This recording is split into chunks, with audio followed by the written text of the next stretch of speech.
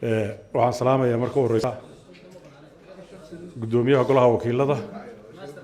waxa kaloo aan salaamayaa hoggaanka cusub ee xisbiga ugu horeeyo Xirsi Cali Xaashi Xasan iyo ku-xigeenada iyo madaxda xisbiga madax dhaqameedka oo madax dhaqameedka ugu maanta ugu organizersan ugu firfircoon Soomaaliland inuu yahay aan kirsanahay ninka odayga marti qaaday ganacsadaha isna Ilaahay ugu barakeeyo sidaa uu khadariideen Cabdulsalaam ka daba tagayay anigu ciidan galumaan maqli jiray habar yurus dhinac ma dhigi jiray marka la yiraahdo garxajis waxana war ciidan galu ku filaayay wuxuu idinku soo kaxaystay habar yurus qoorta yar qarsadaan wallahi calba soo kordhay marka sida Cabdullah uu sheegay midkaasi baquu abuuray inaga yar daaya ayaga kaftarintaas waxa weeye waa runtii khadarsaa uu sheegay xisbinimana kulmisay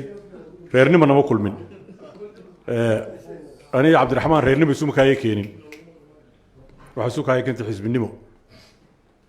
wadii deegaan la ciyaarayo Muusan isku deegaan Muusan isku arday ahayn isku xisbi ahayn isku hayn dhalinyaro isku ciidan ahayn awna igu toosan oo hooyadii reer geedid baa dhalay laakiin Cabdiraxmaan wax kale iska raacay xisbinimo iska raacisay waxaana jecel xisbinada inuu ku joogo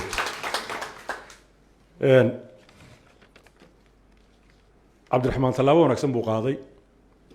talaabada sanadii kali kuma hayna waa talaabo xisbiga oo consultation man xisbiga la qaatay inuu ku wanaagsan yahay in labadii la kala qaado isna waa kii sheegay wuxuu 10 sanadood baan soo ahaa gudoomiye marka inaan sii korsado hadana gudoomiye kale meesha ma taalo waxaana filayaa ninkii ugu haboonaa in loo dhiibay oo uu dhiibnay anagu xirsi xisbiga uu dhiibay Cabdiraxmaan kaligii uu dhiibin xisbiga uu dhiibay raali waan kaga nahay midun baa jirto waxa weeye damaanta hawl baa idin taala maanta danta Soomaaliland waxa ku jirta inaynu Cabdiraxmaan Armad u doorano madaxweyne danta ku jirta Soomaaliland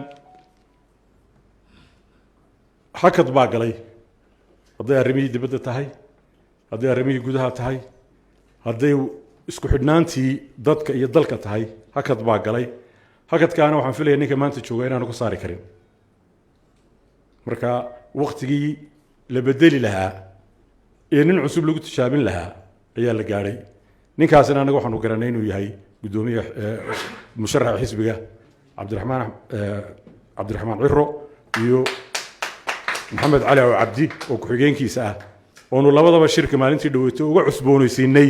musharaxnimada marka aad iyo aad baan idinku mahadnaqayaa